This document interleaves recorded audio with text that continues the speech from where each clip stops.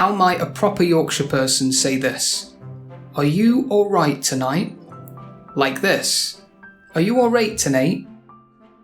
The word right in a Yorkshire accent can sound like rate, reet, or even ray, which sounds like rate, but it's not rate, it's ray. Bit different. The word night can sound like nate, neat, but not nay. This doesn't work with every word that ends in IGHT, just right and night. The word right can also be used instead of very or really. So if you want to say it's very good, you'd say it's rate good. How might a proper Yorkshire person say this? What was he doing? Like this. What were he doing? We can use were instead of was, or, although not as common, was instead of were. So instead of saying I was happy, a proper Yorkshire person might say I were happy. How might a proper Yorkshire person say this? It's over there. Like this. It's over there. There can sound like here in a Yorkshire dialect. There sounds stronger than there to me. It sounds like it has more punch to it and it feels proper Yorkshire. So instead of saying, is anyone there? You'd say, is anyone there? How might a proper Yorkshire person say this? Did you see the film I told you to watch? Like this. Did you see film I told you to watch? In a Yorkshire dialect, the definite article the is often missed out and replaced with a weird throat noise called a glottal stop. So instead of saying pass me the bread, you'd say pass me bread. How might a proper Yorkshire person say I've been there too?